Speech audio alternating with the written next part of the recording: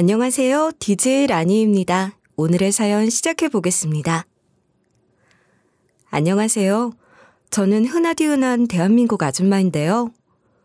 평범한 아줌마인 것 치고 상당히 스펙터클한 인생을 살았어요.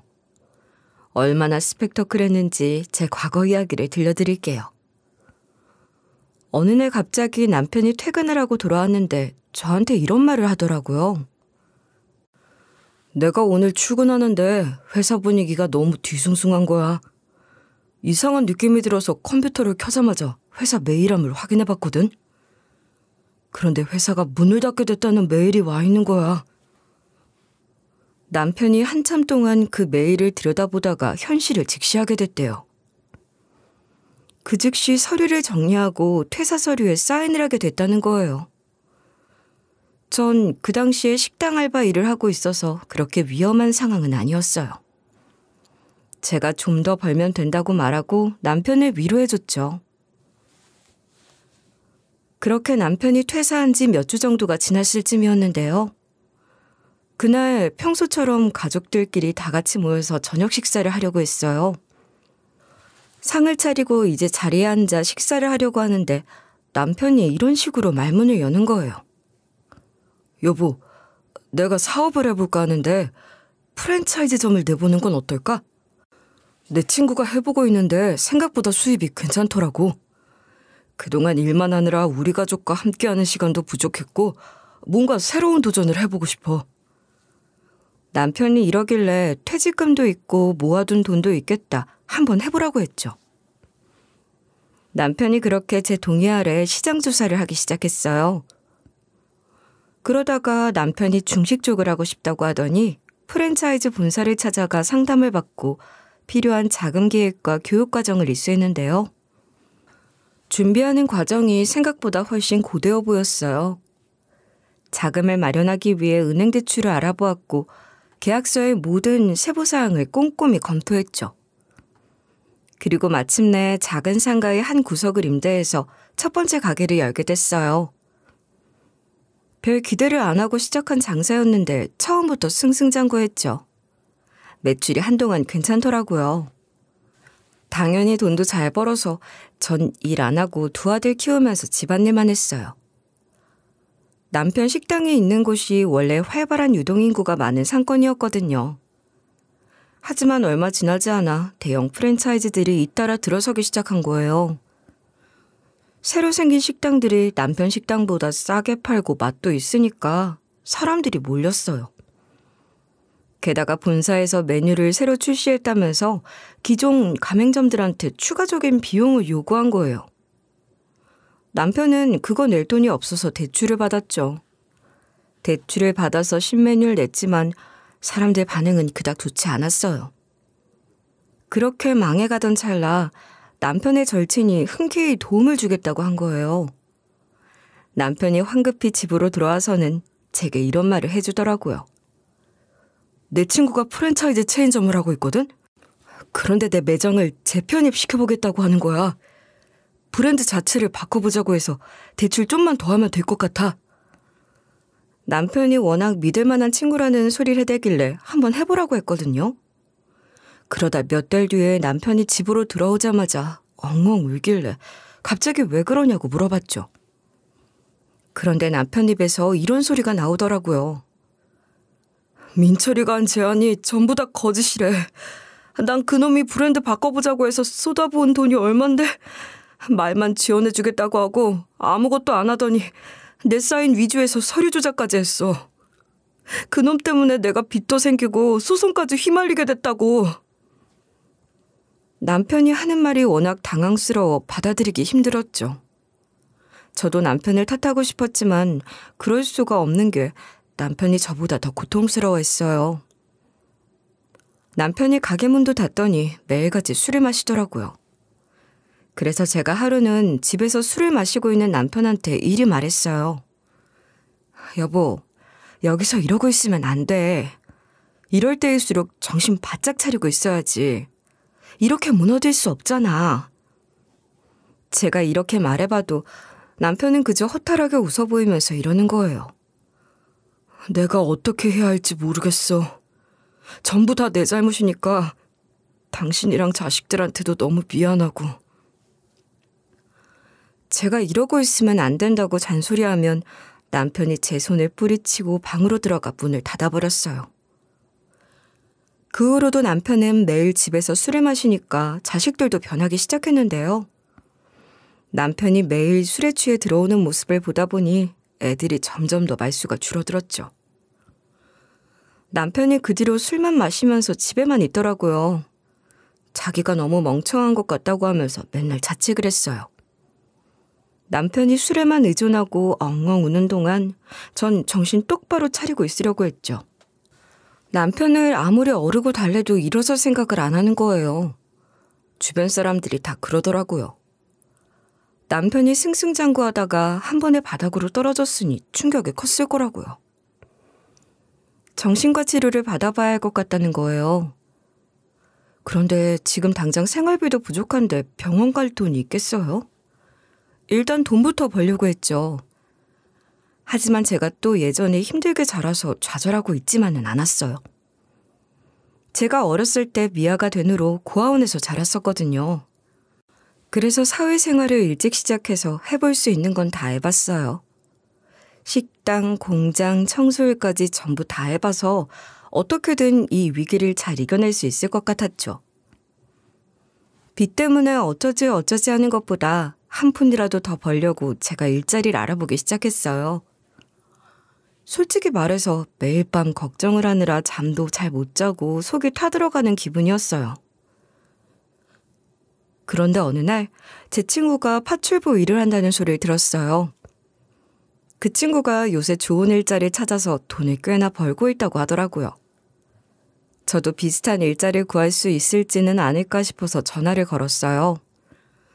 친구가 전화를 받자마자 일자리 좀 소개해달라고 했더니 친구가 고민을 좀 해보다가 이러더라고요. 내가 아는 사람 중에 가사 도우미를 구하는 분이 있어. 원래 내가 하던 일인데 페이가 괜찮으니까 한번 가봐. 이렇게 소개를 받아서 주소랑 연락처를 받게 됐죠. 제가 그 번호로 연락을 해서 이렇게 문자를 보내봤는데요. 안녕하세요. 한정희 씨 소개로 연락처 전달받은 사람입니다. 파출부 일을 소개받았는데 언제 찾아가면 좋을까요? 면접을 따로 보는 걸까요? 제가 이러니까 내일 아침 일찍 일하러 오라고 하더라고요. 저는 이렇게 갑자기 오라고 할 줄은 몰라서 당황스러웠지만 가겠다고 했죠. 그리고 바로 다음 날 아침 갑작스럽게 고급 아파트로 첫 출근을 하게 됐는데요. 현관문을 열어준 사람을 보니까 제 또래 여자더라고요. 제가 사모님이라고 부르면서 인사를 했는데 대답을 안 하는 거예요. 그러면서 청천벽력 같은 소리를 하는 거 있죠? 전에 일하던 애가 그새를 못 버티고 도망가려고 하더라고. 그래서 내가 대타 구하기 전엔 절대 못 그만둔다고 소송 걸 거라고 했는데 어떻게든 구했네? 한마디로 제 친구가 저한테 이 일자리를 던져놓고 도망을 간 거예요. 도대체 뭘 어떻게 했길래 친구가 도망갔고 그녀는 또 저한테 이런 일자리를 던져준 걸까요? 그리고 뭘 어떻게 했길래 그만둔다는 이유로 소송을 당한다고 했다는 건지 모르겠더라고요. 회사든 파출부든 일을 그만둔다고 소송당하는 것 자체가 말이 안 되잖아요. 제가 너무 당황스러워하면서 이런 식으로 물어봤는데요. 대체 무슨 일이 있었길래 제 친구가 도망을 갔나요? 전 친구한테 들은 말이 없어서요. 그냥 페이가 좋고 일하기 괜찮다는 소리만 들었는데. 제가 정확히 어떤 일을 하는 건지 이야기를 해주셔야 할 것 같다고 말씀드렸는데요. 그런데 사모님이 이렇게 짜증을 내면서 뭐라 하시는 거예요. 안 그래도 갑자기 그만둬서 짜증나 죽겠는데 왜 그걸 나한테 물어보세요? 그 아줌마가 저랑 계약서를 썼어요. 자세한 내용이 궁금하면 아줌마한테 물어보세요. 대체 계약서에 어떤 내용이 적혀져 있길래 그만두면 소송당한다고 했는지 싶더라고요. 앞뒤 설명도 없이 일자리 소개시켜준다고 생색은 다 해놓고 이렇게 뒤통수를 칠 줄이야. 제 친구가 이럴 줄 몰랐죠. 사모님 태도도 너무 이상해서 이런 식으로 솔직하게 질문해봤는데요. 진짜로 집안 청소만 시키시는 거 맞나요? 안 그럼 그 친구가 이렇게 갑자기 그만두고 고소할 거라는 말이 나올 리가 없잖아요. 무슨 일이 있었던 거 맞죠? 저는 킥해봐야 정색을 하면서 무슨 그런 걸 묻냐고 할 줄 알았거든요. 생각지도 못하게 제 얼굴에 걸레를 획 던지면서 이러는 거예요. 이래 보면 알 거야. 쓸데없는 소리 짓거리지 말고 얼른 걸레질이나 해. 오늘 청소할 거 많으니까 빨리빨리 움직이라고. 그때 바로 깨달았죠. 이것은 집 청소해 줄 사람이 필요했던 게 아니라 자기 화풀이 할 사람이 필요했던 거였어요. 사모가 저한테 이런 식으로 막 화풀이를 하더라고요. 내가 지금 회사를 물려받고 있는데 너무 힘들어 죽겠어. 그냥 사장 자리 주면 될걸. 팀장 자리부터 시키니까 열받아 죽겠는 거 있지? 그러면서 저보고 걸레로 바닥을 좀 빡빡 닦으래요. 심지어 제 옷차림까지 막 지적하면서 이랬어요. 그거 지금 네가 입고 있는 옷 어디 브랜드야? 딱 봐도 싸구려 같아 보이는데? 뒤에 택 좀 보자. 어디 건지 좀 보게.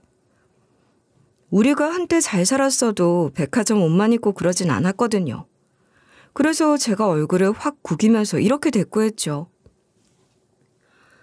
청소하러 오는데 저렴한 옷 입지. 그럼 비싼 옷 입고 와요? 그냥 일반 보세 옷이에요. 왜요? 사모님 집은 청소할 때 명품 옷이라도 입어야 해요? 제가 이러니까 그 여자가 비웃는 거예요. 그것도 모자라 이런 식으로 무시하는 발언을 해댔어요. 딱 봐도 보세 옷 같아 보인다. 가난뱅이도 아니고 이게 뭐야? 하긴 돈이 얼마나 없으면 이런 일을 하겠냐? 남의 집 청소나 하는 거런뱅이네. 솔직히 이 여자 집만 청소일이 들어올 건 아닐 거 아니에요. 청소해줄 집은 널렸으니까 굳이 그걸 듣고만 있지 않았죠. 제가 바로 걸레 집어던지면서 이리 소리치고 말았어요. 이제 알겠다. 네가 이따위로 하니까 내 친구가 도망간 거네. 이거 완전 사기꾼 아니야? 파출부 불렀으면 청소일만 시켜야지. 이런 갑질하는 게 어딨어? 난 이런 취급받으면서 일할 생각 없거든? 일 안 하고 갈 거니까 여기까지 오게 한 첩이라도 내놔. 제가 이렇게 나오니까 사모가 얼척없어 하는 거예요. 사모님이 절 호구로 보는 건지 이런 식으로 절 떠보고 있더라고요. 야, 진짜로 지금 가겠다고? 네 친구 계약서 썼다니까? 지금 네가 대타일 안 구하고 가버리면 친구 고소당할 건데 괜찮아? 그게 제가 알 뻔가요? 저는 호구를 자처해서 할 생각이 없었기 때문에 이런 식으로 단호하게 말해버렸습니다. 친구년도 나 속였는데 내가 그런 것까지 생각해줘야 돼? 나 이제 그년이랑 친구도 아니고 그년이 고소를 당하든 깜빵에 들어가든 신경도 안 쓸 거니까 알아서 하세요. 이렇게 말하고 뒤돌아서 휙 가버리려고 했거든요. 그랬더니 사모가 제 뒤통수를 향해 이리 소리치더라고요. 잠깐! 2배로 줄게. 나중에 후회하지 말고 한번 해봐. 아줌마도 돈 필요해서 급하게 들어온 거잖아. 급전 필요할 때 이만한 일자리 어디 없을걸? 2배라니 순간적으로 혹한 마음이 들더라고요. 하지만 제가 뒤도 돌아보지 않고 콧방귀를 끄면서 대꾸했죠. 저 그런 사람 아니에요. 방금 그런 짓을 해놓고 돈으로 환심 살 생각하지 마세요. 고작 그 정도 돈으로 넘어가겠어요? 그런데 제가 단호하게 나오니까 사모가 당황을 했나 봐요. 여기까진 예상하지 못했는지 이런 식으로 나왔는데요. 그래? 그럼 3배. 이 정도만 해볼 만하지 않아? 3배면 누가 들어도 솔깃할 금액 아니야? 네가 어디 가서 네 월급에 3배를 받을 수 있겠어? 아니, 돈을 3배로 주겠다고 하니까 좀 흔들리더라고요. 그런 사람 아니라고 말한 게 민망하게. 3배만 얼마일지 생각해보는데 남편 때문에 생긴 빚들이 눈앞에서 아른아른 거리는 거예요. 심지어 술에 취해서 오는 남편이 막 떠올랐죠. 그 당시에 저희 아들이 우리 집 망하는 거냐고 물어봤거든요. 눈물을 글썽이던 아들들의 모습이 잊혀지지 않았어요. 그때 제가 애써 미소를 지으며 별거 아니란 식으로 애들을 막 달래줬었는데요. 제가 몇 번이나 괜찮을 거라고 이야기했는데도 애들 눈에서 불안함이 가시지 않았어요. 전 그런 아이들을 보며 가슴이 아려왔죠. 그 와중에 남편은 만취 상태로 거실 소파에 누워있다가 간신히 깨어나서 저보고 미안하다고 하더라고요. 남편이 어떻게든 술을 끊어보겠다고 했으니까 제가 여기서 꾹 참고 몇 번 일하면 빚을 전부 다 갚고 저희 집 상황이 나아질 수 있을 것 같았어요. 그럼 전처럼 여유롭게 살 수 있을 거란 생각에 4배를 달라고 해버렸는데요. 사모가 제가 이렇게 나올 줄 몰랐는지 움찔거리더니 이러더라고요. 4배? 설마 네가 4배 정도는 받아야 하는 인간이라고 생각하는 건 아니지? 4배까진 못 줘. 너 같은 것한테 그럴 이유도 없고. 3.5배가 최선이야. 더 이상은 내 자존심이 허락하지 않아. 저는 잠시 망설이다가 이런 식으로 고개를 끄덕이며 받아들였죠. 네, 알겠어요. 3.5배면 같이 일할 수 있을 것 같아요. 대신 계약서 똑바로 쓰고 일 시키세요. 계약서 지금 가지고 계세요? 한번 확인 좀 해보게 가져와 보세요. 사모가 계약서를 가져왔길래 제가 꼼꼼히 읽어봤는데 그 내용에 어이가 없더라고요. 아니, 무식한 제 눈에도 이게 말도 안 되는 계약서고 허점이 있다는 게 바로 보이는 거예요. 제 친구는 학교 다닐 때도 공부를 못해서 꼴찌하고 상식이 부족한 친구이긴 했는데 아무리 어리숙해도 이걸 고소당할까 봐 바들바들 떨고 있겠어요? 한편으로는 이런 말도 안 되는 계약서를 쓸 만큼 파출부를 무시하고 얕잡아보는 사모도 안 좋게 보였죠. 저는 이런 계약서라면 나중에 계약서의 허점을 노려 트집 잡을 수 있을 것 같더라고요. 그럼 그만두게 돼도 사모가 저를 고소하지 못하게 막을 수 있겠다고 생각했어요. 그래서 전 그 집에서 계약서를 쓰고 일하게 됐는데요. 그날은 그냥 사모와 계약서만 쓰고 집으로 들어왔죠. 저는 집으로 오자마자 이런 일자리를 소개시켜준 친구한테 따져보려고 연락했어요. 그런데 이 새끼가 제 전화번호를 차단했더라고요. 집주인이 대타 안 구하면 고소할 거라는 말에 절 팔았는데 사과도 안 하고 차단했다는 생각에 열이 받았어요. 제가 잘해줄 때는 절친이다 평생 가자고 하더니 이렇게 저를 엿먹이다니 너무 어이가 없었죠. 친구는 잘못 믿었다가 제가 제 발로 지옥으로 들어가게 됐어요. 일단 3.5배를 받기로 했으니까 다음 날에 고급 아파트로 출근을 하게 되는데요. 거실로 들어서자마자 사모가 이렇게 성질을 부리더라고요. 야, 네 친구는 와이셔츠 다림질을 어떻게 한 거야? 이게 다림질한 거라고 생각해? 네가 와서 다시 해봐. 니는 똑바로 하나 보자. 이러길래 제가 세세하게 잘 다뤄줬더니 아무 말도 못하는 거예요. 그 뒤에는 사모년이 이런 식으로 트집을 잡기 시작했어요. 너 이거 손빨래 안 했어? 이게 얼마짜린 줄 알아? 이게 네 몸값보다 비싼 거야. 자꾸 이런 식으로 일할래? 세탁기 못 쓰게 해줄까? 빨래 전부 다 손빨래 해볼래? 이러길래 대충 알겠다고 했죠. 그리고 부엌으로 들어가서 설거지를 하고 있는데 이렇게 또 시비를 걸더라고요. 이거 제대로 설거지한 거 맞아? 여긴 또 왜 이렇게 지저분해? 뭐 하는 거야 도대체? 눈 똑바로 뜨고 일 안 해? 정신이 있는 거냐고 없는 거냐고 내가 묻잖아. 사모년이 제 머리를 툭툭 건드리며 비아냥대는데요. 제가 순간 욱해서 한마디 하려고 하는데 사모년이 3.5배 이러는 거예요. 그래서 일단 사모년을 무시하고 설거지를 끝낸 다음에 방마다 있는 쓰레기통을 비우고 있었어요. 사모년도 기다렸다는 듯이 따라 들어와 쓰레기통을 집어던지면서 이랬죠. 이게 뭐야? 쓰레기통에 이렇게 더러운데 전부 다 비운 거라고? 네가 이딴 식으로 일하는데 누가 좋아하겠어? 너 같은 게 돈 받고 일하는 게 말이 되냐? 이번에도 무시하고 제 할 일만 묵묵히 하고 있었는데요. 사모년은 지겹지도 않은지 제 뒤만 졸졸 따라다니면서 제가 하는 일마다 이런 식으로 트집을 잡는 거예요. 이러니까 파출부 일이나 하지. 남의 집 청소해주는 일하니까 좋냐? 돈 많이 받는다고 좋아하지 말아라. 딱 봐도 넌 나한테 바로 잘리겠다. 이러면서 제 머리를 툭툭 건드리고 할 수 있는 욕은 다 했어요. 아무리 인연이 돈 준다고 해도 제가 듣고만 있었겠어요? 제가 전부 다 녹음해뒀죠.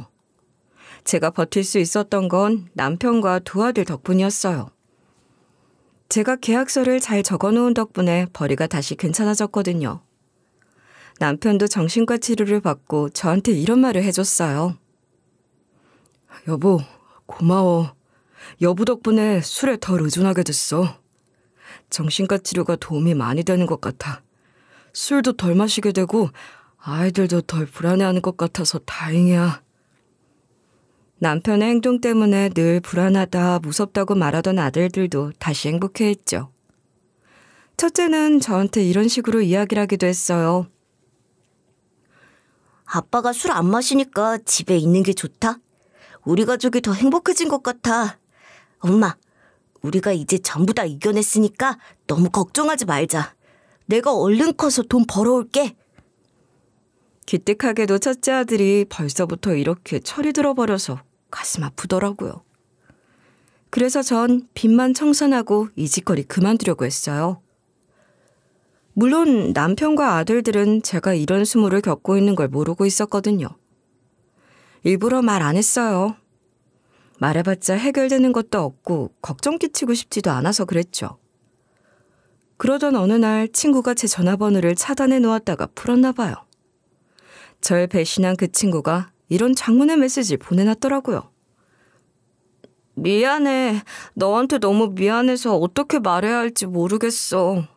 그 사람이 너무 무서워서 설명도 제대로 하지 못하고 사과도 못했는데 차단해버렸네. 파출부 사무실에서 가라고 해서 갔는데 갑자기 갑질을 당하고 고소하겠다는 말을 들으니까 너무 무섭더라고. 그래서 마침 네가 일자리 있냐고 물어봐서 얼떨결에 소개시켜주고 차단을 하게 됐어. 그동안 내가 당한 게 있어서 너도 갖은 수모를 다 당할 걸 생각하니 너무 죄책감이 느껴지더라. 이제야 겨우 용기 내서 연락해. 괜찮은 거 맞지? 친구가 보낸 문자를 보고 정말 얼척이 없었죠. 너 같으면 괜찮겠냐고 문자로 욕을 한 바가지 하려다가 친구에게 전화를 걸었어요. 친구가 전화를 받자마자 너무 화가 나서 막 이렇게 이야기했던 것 같아요. 네가 어떻게 나한테 이럴 수가 있어? 다른 사람도 아닌 나를 배신해? 우리가 몇 년지기 친구인데 이렇게 뒤통수를 쳐버리냐?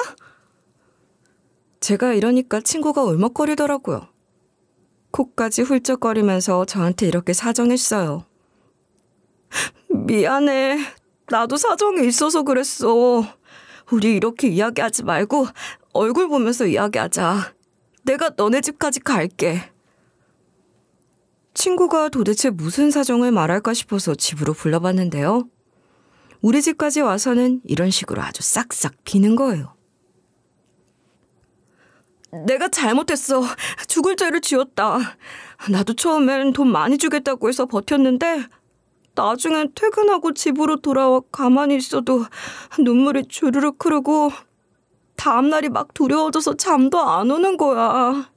나중에 가서는 손발이 벌벌 떨려서 너한테 일을 막 넘겨주게 됐어. 그때 제가 친구의 말을 듣고 한숨을 푹 내쉬었죠. 그리고 이런 식으로 타박을 했던 것 같아요. 너 진짜 바보다. 너 상식이 부족하고 무식한 건 알았지만 고작 이런 걸로 고소당하겠냐? 그리고 나는 언제든 내가 원할 때 관둘 수 있어. 안 그래도 나 곧 있으면 그만두려고. 아무리 돈을 많이 주더라도 저도 슬슬 힘들었던 찰나였고 가족들도 눈치를 채고 있었거든요. 제가 퇴근할 때마다 아들들이 이런 식으로 계속 물어봤었어요. 엄마, 요즘 왜 이렇게 피곤해 보여? 무슨 일 있어? 엄마 전이랑 다르게 파출부 일을 해서 그래? 그 일이 그렇게 힘들어? 아들이 묻는 말에 제가 아무 일도 없다고 말하면서 고개를 저었는데요. 게다가 남편도 나서서 걱정스러운 눈빛으로 이리 말하더라고요. 당신 무슨 일 있으면 꼭 말해줘. 혼자 힘들어하지 말고. 의사 선생님이 그러는데 나도 이제 경제활동을 할 수 있는 수준까지 왔대. 일자리 곧 구할 거니까 조금만 기다려줘. 그날 남편의 손을 잡고 고개를 끄덕였었죠. 가족들도 제가 힘들어하는 걸 알 정도면 그만둬야 할 것 같았어요. 그리고 빚도 어느 정도 갚았으니 더 이상 버틸 필요가 없잖아요. 그래서 사모년에게 전화를 걸어서 그만둔다고 말해버렸는데요. 역시나 예상대로 사모년이 이렇게 반응하더라고요. 멋대로 그만두면 어떡해? 대타 안 구하면 고소할 거니까 그렇게 알고 있어. 정확히 일주일 줄게. 일주일 안에 안 구해오면 알지? 파출부가 없으면 지가 청소할 것이지 괜히 아랫사람한테 화풀이하는 거 보이시나요? 그래서 제가 순간 열받아서 이런 식으로 따졌는데요. 무슨 죄로 고소할 건데요? 전 친구처럼 바보가 아니라서 이런 계약 언제든 무효화할 수 있는 거 알아요. 근로자의 기본적 권리를 해치는 계약 조항은 무효화되는 거 모르세요? 대타를 구하지 못하면 그만둘 수 없다는 조항? 말도 안 되는 소리죠. 아줌마, 내가 노동청이나 노무사한테 전화해서 알아볼까? 이거 내 말대로 무효화할 수 있는지 없는지? 제가 목소리를 깔고 말하니까 사모가 아무 말도 못하더라고요. 그래서 제가 마지막에 이런 식으로 쐐기를 박아 넣었죠. 어제까지 일한 거 입금 안 해주면 고소할 거예요. 최대한 빨리 입금하세요. 안 그러면 저도 똑같이 법적인 조치 들어갑니다. 이렇게 말하고 전화를 확 끊어버렸는데요. 사모년이 또 저한테 고소당할 게 무서웠는지 돈은 또 제대로 보내줬더라고요. 이러고 나서 친구는 집으로 돌려보내고 저는 제 가족들 챙기고 있었는데요. 친구가 저한테 그 뒤로도 계속 싹싹 빌더라고요. 전화도 하고 문자도 하더니 제가 전부 다 무시하니까 또 집으로 찾아와서 이렇게 사과했어요. 왜 전화는 안 받아? 아직도 화 안 풀렸어? 내가 보낸 문자 보긴 한 거야? 나랑 다시 예전처럼 지내자. 제발 한 번만 더 기회를 주라, 응? 제가 헛소리하지 말라고 말하면서 친구를 내쫓았지만 그 뒤로도 우리 집에 매일같이 찾아와서 무릎 꿇고 난리쳤죠. 그래서 제가 한숨 쉬면서 딱 한 번만 용서해준다고 했는데요. 친구가 그제야 얼굴색에 화색이 돌더니 저한테 이런 소리를 하더라고요. 지금 일하는 곳 없으면 내가 다른 일자리를 알아봐 줄게. 안 그래도 좋은 일자리가 나왔는데 네가 일했던 집이랑 같은 동네라서 거리도 별로 안 멀어. 원래 내가 하고 싶은 일자리였는데 너한테 소개시켜주고 싶어서 계속 아껴두고 있었어. 내가 아는 사람이 10년 동안 일한 곳인데 이제 그 사람이 몸이 안 좋아져서 그만두기로 했거든. 10년 동안 안 그만두고 일할 정도로 일하기도 편하고 페이도 세. 친구가 이러는데 제가 미쳤다고 이놈 말을 듣겠어요? 그래서 처음에는 이런 식으로 친구를 경계했었는데요. 뭐? 또 뭘 소개시켜준다고? 넌 나한테 또 그러고 싶냐? 네 소개 받아서 그 미친 여자 집에 갔었는데? 그때도 네가 괜찮다고 했었잖아. 라고 말하면서 친구가 못 믿었다는 식으로 굴었죠. 친구가 이런 저의 반응을 예상했는지 이렇게 말하더라고요. 이번엔 진짜니까 믿어줘. 이번에도 또 이상한 사람 걸리면 진짜 나랑 절교해도 돼. 내가 설마 이렇게까지 빌었는데 내가 널 속이겠냐? 무슨 이득 보겠다고 너한테 거짓말을 하겠어. 그 말을 듣자 약간 속이 타더라고요. 뭐 제 입장에서 손해보는 것도 없잖아요. 이번에도 고용주가 이상하면 바로 도망 나오고 친구랑 절교하면 되니까 친구한테 소개받은 새로운 일자리를 가게 됐죠. 전달받은 주소지를 살펴보니까 90억짜리 펜트하우스였어요. 제가 그곳으로 파출부로 첫 출근한 날에 생각지도 못한 일을 겪게 되는데요. 현관문을 열어준 사람이 이번엔 사모님이나 집주인이 아닌 그 집에서 일하는 사람이더라고요. 서류초를 들고 있었고 가슴팍에 달고 있는 명찰을 보니 비서처럼 보였어요. 예상대로 자기가 사모님 스케줄을 관리하고 있는 비서란 거예요. 그 전 집도 넓었는데 여긴 더 으리으리하더라고요. 집이 워낙 크니까 저 말고 청소하는 아주머니가 더 있었어요. 비서가 그 사람을 소개시켜주면서 여기 베테랑이라는 사실을 알게 됐죠. 그 뒤에 아주머니한테 일을 배우고 아주머니들이랑 구역을 나눠서 청소하고 있었어요. 그러다 사모님이 집 안으로 들어오시고 사모님 뒤로 누가 들어왔는지 아세요? 저한테 갑질을 한 그년이 들어오는 거예요. 그년도 절 보더니 깜짝 놀랐다가 곧바로 표정을 굳히더라고요. 같은 동네라서 설마 했는데 저것이랑 연관된 집안이었다니. 아니, 원수는 외나무 다리에서 만난다는 속담이 딱 맞네요. 저 인간이랑 저랑 하늘이 맺어준 악연인가요? 친구가 손이 발이 되도록 빈 걸 보아하니 알고서 제게 소개시켜준 건 아닌 것 같았어요. 뭐 이런 우연이 다 있나 했는데 다행히 사모님이 너무 친절하시더라고요. 사모님이 글쎄 저한테 인사를 건네면서 저를 일개 파출부가 아니라 직원처럼 대하시는 거예요. 그러면서 뒤따라온 갑질한 그년을 자기 딸이라고 소개하는 거 있죠? 사모님 앞이라고 그 딸년이 착한 척 웃어 보이더라고요. 아주 가식을 떨면서 고개를 꼬박 숙이더니 저한테 이러는 거예요. 어머, 안녕하세요. 10년 동안 일하던 김씨 아주머니가 그만두셨다고 하더니 새로운 분이 오셨구나. 앞으로 자주 뵐 텐데 종종 인사해요. 나 참 어이가 없어서. 사모님은 딸년의 실체를 모르는 것 같았어요. 사모님이 같이 일하게 돼서 너무 좋다고 이야기하시면서 갑자기 제 손목을 보시는 거예요. 손목에는 제가 어릴 적부터 차고 다녔던 미아 팔찌가 있었어요. 왜 아직도 그걸 달고 다녔냐? 일종의 제 부적이었거든요. 부모님이 절 의도적으로 버린 게 아니고 절 잃어버렸었어요. 부모님이 절 데리고 여행을 갔었는데 제가 거기서 미아가 된 거죠. 근데 전 그때 너무 어려서 집 주소, 전화번호, 부모님 이름도 몰랐어요. 손목에 미아 팔찌가 있긴 한데 펜으로 쓴 게 전부 다 지워지고 글씨가 뜯겨나가 있는 거예요. 제 미아 팔찌는 플라스틱 소재로 되어 있는데 라벨 스티커 같은 게 붙어 있고 그 스티커에 전화번호랑 인적사항을 간단하게 적는 형태였어요. 요즘엔 이런 거 찾아보기 힘들려나요? 제가 부모님 얼굴도 솔직히 가물가물하거든요. 어릴 때 부모님을 잃어버렸으니까요. 근데 그날 부모님을 잃어버렸던 날의 기억은 아직까지 생생해요. 부모님을 잃어버렸다는 공포감과 슬픔이 워낙 강렬해서 어린데도 뇌리에 박혔나 봐요.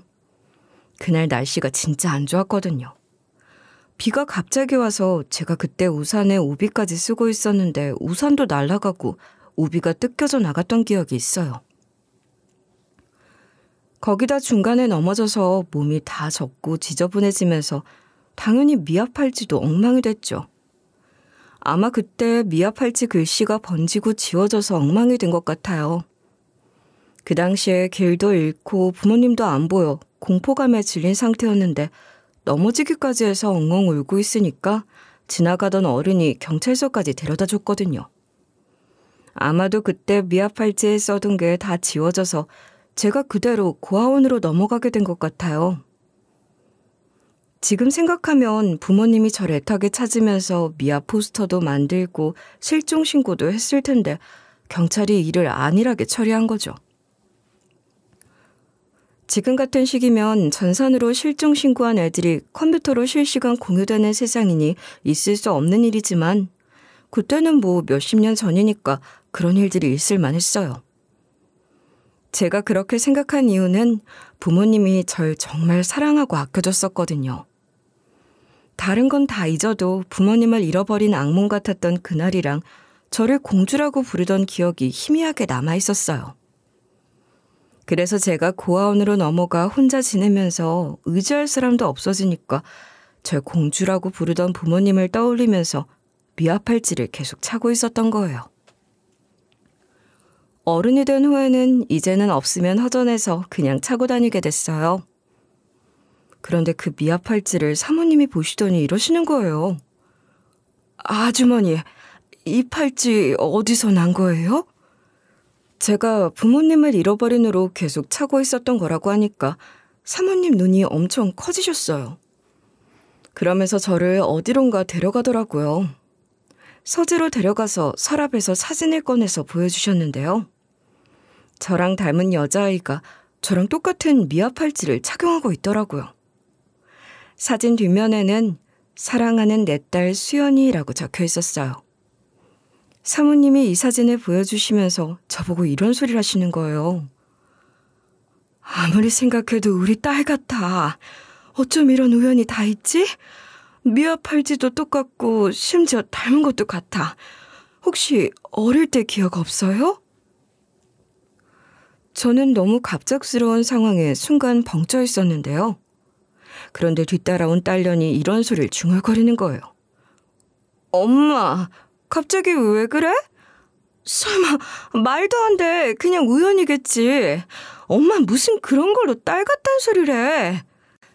엄마 틈만 나면 친딸 찾고 싶다고 하더니 기억이 잘못된 거 아니야?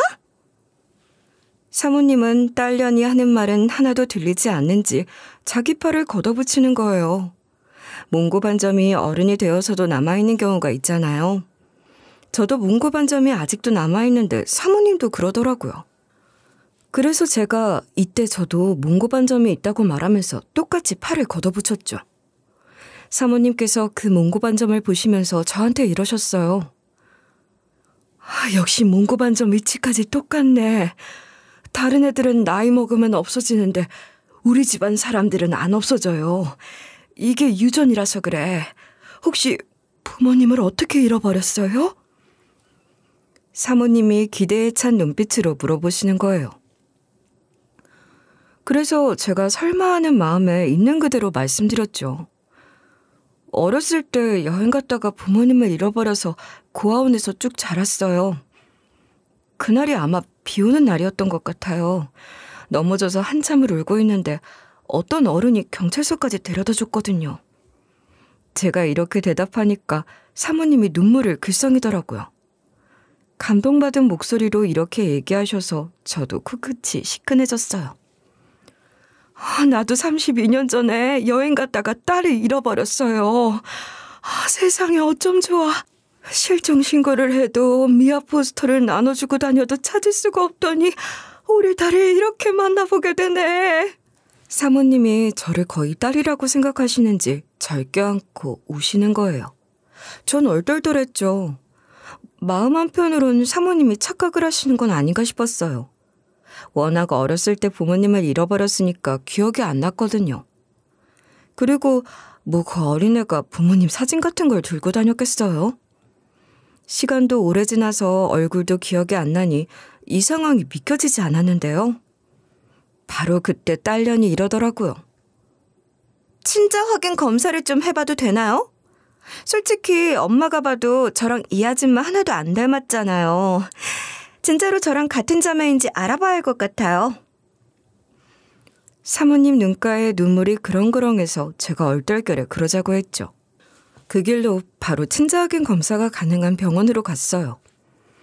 거기서 제 타액이랑 혈액을 채취해갔죠. 하루 뒤에 사모님이랑 그 딸년이랑 다 같이 모여서 친자 확인 검사 결과지를 펼쳐봤거든요. 제가 사모님의 친딸이 아니라는 거예요. 딸년이 그걸 보자마자 바로 이런 식으로 본색을 드러내더라고요. 그래, 아닐 줄 알았다. 엄마, 내가 사실 이 사람을 고용했었는데 싸가지가 없게 굴어서 너무 힘들었어. 나한테 욕하고 삿대질하고 집안일도 대충 하길래 안 그래도 잘랐었는데 여기 있더라고. 아무리 생각해도 엄마랑 나한테 의도적으로 접근한 것 같아.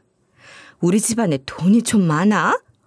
이것이 하는 말 믿지 말고 지금 당장 해고시키자. 그런데 사모님이 아무 말도 안 하고 곰곰이 생각해보는 것 같았어요.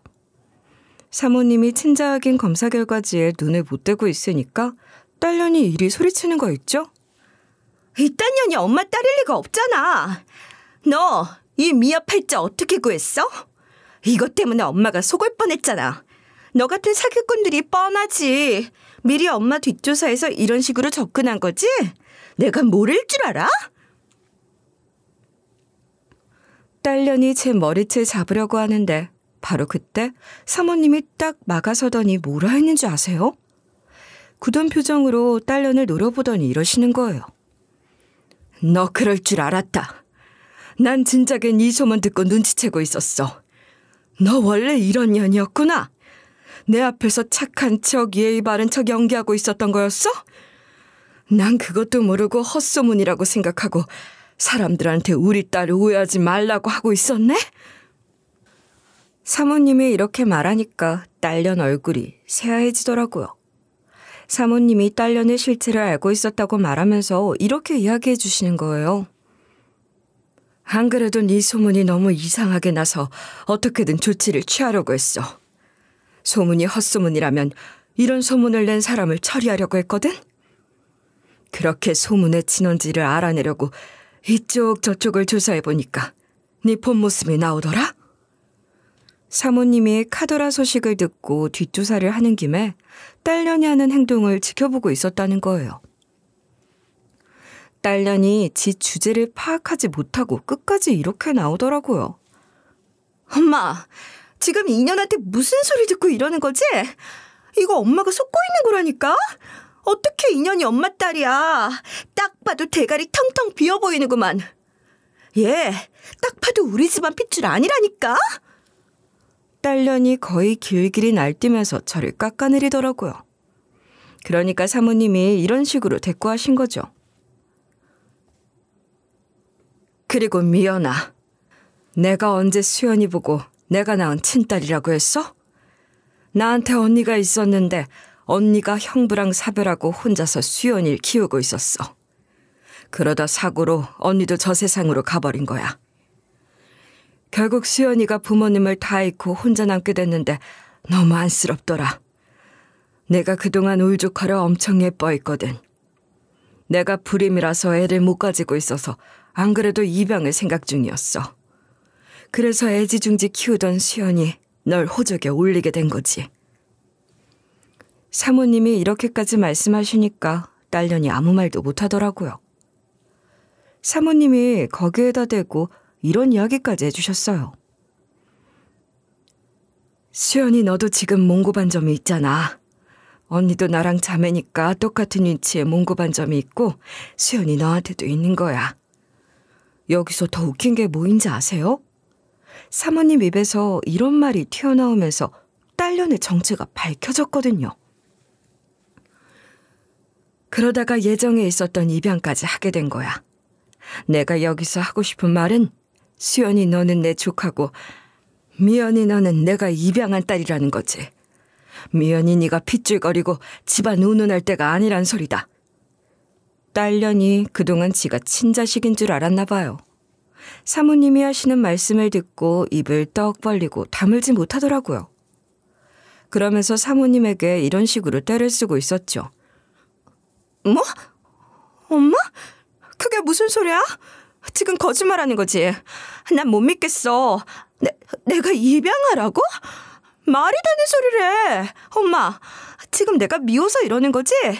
내가 이 집안 사람이 아니고 엄마 친딸이 아닐 리가 없어. 내가 다른 사람한테 막대해서 소문이 안 좋아지니까 이러는 거 아니야. 딸년이 씩씩거리면서 자기한테 도대체 왜 그러냐고 하소연을 하는 거예요. 그래서 제가 그때 사모님한테 이리 이야기해버렸습니다. 사모님, 그러니까 이제 제 이모이자 엄마죠. 엄마라고 불러야 할지 모르겠지만 일단 친딸도 아닌 저 사람의 실체를 제대로 아셔야 할 것 같아요. 그래서 제가 일하면서 녹음한 걸 전부 다 틀어줬어요. 제가 갑질을 당하면서 녹음을 해뒀다고 했잖아요. 그때 핸드폰에 녹음 기능을 켜두고 있어서 핸드폰 안에 녹음된 게 전부 다 저장되어 있었거든요. 그래서 딸년이 저한테 한 짓을 전부 다 폭로할 수 있었어요. 당연히 딸년이 그걸 듣고 얼굴이 사색이 되어갔죠. 사모님도 딸년의 실체를 제대로 확인하고 이런 식으로 불같이 화를 내셨어요. 내가 뼈 빠지게 일해서 귀하게 키웠더니 이렇게 앞뒤 다른 사람으로 클 줄 몰랐네. 나중에 회사 CEO 될 사람이 어떻게 이렇게 비인간적으로 아랫사람을 대할 수 있어? 후계자 자리 물려줄 생각 없으니까 팀장 일도 그만둬라. 카드까지 싹 다 빼앗고 집안에서 벌어들이는 돈 하나도 못 쓰게 할 거다. 내가 구해다 준 집도 내놔. 전부 다 짐 빼라. 사모님이 이렇게 나오니까 딸년이 무너져 내리대요. 나중에는 딸년이 사모님께 이렇게 싹싹 빌더라고요. 엄마, 죄송해요. 다시는 안 그럴게요. 한 번만 용서해 주세요. 사람들이 저한테 찍소리도 못하니까 너무 거만하게 행동했던 것 같아요. 정말 뉘우치고 있어요. 딸년이 거실 한복판에서 무릎을 꿇고 눈물 범벅이 된 채로 비는데도 사모님은 냉정한 눈빛으로 내려다보셨죠. 결국 사모한테 안 먹히니까 딸년이 제 쪽으로 기어와서는 저한테 싹싹 빌면서 이러는 거예요. 언니, 저보다 나이 많으니까 언니 맞죠? 언니 못 알아봐서 죄송해요. 전 언니가 저희 집안 사람인 줄 모르고 한 행동들이에요. 저 앞으로 아랫사람한테 그렇게 나쁘게 대하는 일 없도록 할게요. 그러니까 언니가 사모님께 말씀 좀 해주세요. 정말 잘못했어요. 다시는 그런 일 없을 거라고요. 바짝 엎드려서 제발 용서해달라고 하는데 제가 봐주겠어요? 바로 딸년을 내려다보면서 이렇게 말해버렸죠. 평생 사모님 앞에서만 가식 떨고 아랫사람한테 갑질해왔던 것 같은데 이번 기회에 제대로 뉘우쳐. 그래야 아줌마가 앞으로라도 사람답게 살지. 딸년이 울면서 저한테 매달리니까 사모님이 경호원을 부르더라고요. 경호원이 딸년을 끌어내는데 딸년이 발버둥을 치면서 욕을 했어요. 사모님이 그 모습을 보고 충격을 받은 표정으로 이러셨죠. 내가 자식 농사를 잘못 지었나 봐. 내가 입양한 딸 미연이에 대해서 들은 게 한두 가지가 아니었어. 처음엔 뭔가 잘못된 거라고 부인했는데 몇 년 동안 그런 소문이 도는 걸 보고 믿어야겠다는 생각이 들더라고. 그리고 오늘 미연이의 실체를 보니 이제야 깨닫게 됐다. 심지어 오늘도 아랫사람을 쓰레기 취급, 하인 취급하는 거 보고 경악을 했고 몇 번이나 주위 사람들한테 잘하라고 항상 지켜보고 있다고 말했는데도 효과가 하나도 없었네. 사모님이 씁쓸한 표정을 지으면서 자기 딸이 회생 불가능하다고 보고 있대요.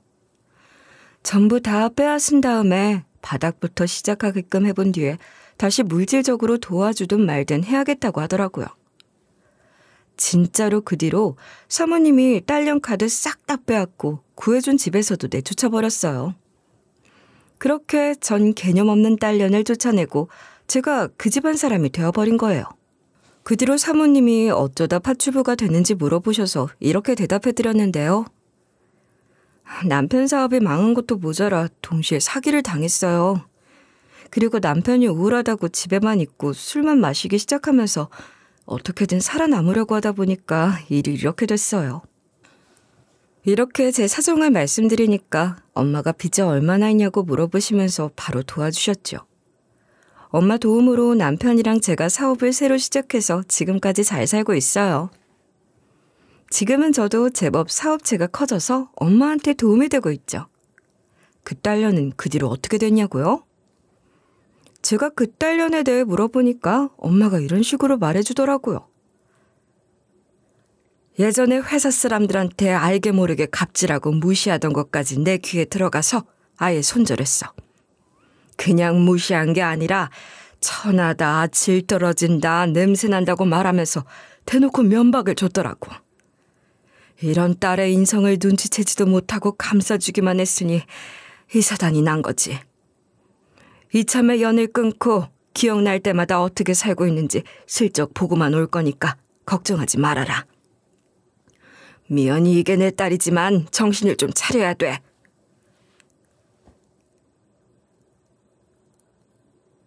엄마가 이렇게 말씀하셔서 얼마나 속이 시원해졌는지 몰라요. 그 딸년이랑 다르게 성실하고 착하게 살아서 다행이었죠. 덕분에 남편이랑 별탈 없이 우리 두 아들 키우고 있고 엄마는 물론 해외 출장 가 있는 아빠하고도 연락이 닿아서 행복하게 잘 지내고 있네요.